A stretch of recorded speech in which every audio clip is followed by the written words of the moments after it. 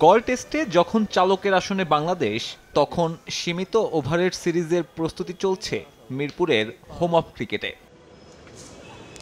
তবে সে প্রস্তুতিতে বাধা হয়ে দাঁড়ায় বেরসিক বৃষ্টি। এর মাঝেই নিজেদের ঝালিয়ে নেয়ার কাজ চালাচ্ছেন তাসকিন, হৃদয় কিংবা শেখ মেহেদীরা।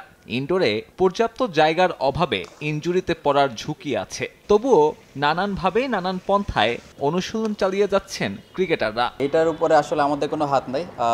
মাঠেও এরকম হইতে পারে, কখনো বৃষ্টির কারণে খেলা বন্ধ হয়, আবার খেলা শুরু হয়। তো আমাদেরও এখানে হয়তো এরকম হইতেছে, প্র্যাকটিস করতে করতে স্টপ হইতেছে, আবার আমরা ব্যাটিং করতেছি। তো আসলে এটা কিছু করার নাই। এটা অনিশ্চয়তা কাটিয়ে অনুশীলনে ফিরেছেন তাসকিন আহমেদ। বুধবার তাকে দেখা গেছে ঠিক সেই পুরনো ছন্দে। শরীফুল, তানজিম সাকিবরাও ঘাম ঝরিয়েছেন। বোলিং শুরু না করলেও মোস্তাফিজকে পাওয়ার ব্যাপারে আশাবাদী টিম ম্যানেজমেন্ট। উনি অনেক ভালো রিকভারি করেছে। আমাদের যে ট্রেনার আছে তার সাথে রেগুলারলি কাজ করছে তাসকিন ভাই। আজকে একটা লম্বা স্পেলে বোলিং করছে, তো দেখে অনেক ভালো লাগতেছে। আশা করি সে এই সিরিজ থেকে কামব্যাক করবে ইনশাল্লাহ। প্রত্যেক ফিটনেস সেশনের পরই তার স্পেল থাকে বোলিংয়ের।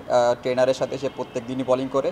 তো আশা করছি ফিজ ভাই ভালোভাবে কামব্যাক করবে এবার। শ্রীলঙ্কায় লম্বা সফরের শুরুটা ভালোই করেছে টেস্ট দল। সাদা বলের স্কোয়াডের জন্য তা বাড়তি আত্মবিশ্বাস যোগাবে কিনা এমন প্রশ্নে তানজিদ তামিম ইতিবাচক।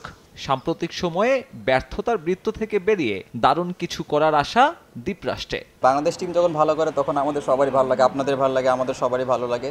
তো যেহেতু একটা খারাপ সময়ের ভেতর যে যাচ্ছিলাম, সেখান থেকে একটা ভালো শুরু হয়েছে। তো আশা করা যেতে পারে এখান থেকে কনফিডেন্স আমাদের কাজে লাগবে। ২০ তারিখ বন্দরনগরীতে পা রাখবে হোয়াইট বল স্কোয়াড। সেখানে প্রস্তুতি ক্যাম্পের পাশাপাশি দুটি প্রস্তুতি ম্যাচে চূড়ান্ত হবে ওয়ানডে ও টি-20 স্কোয়াড। সাব্বির মিথুন, সময় সংবাদ, ঢাকা।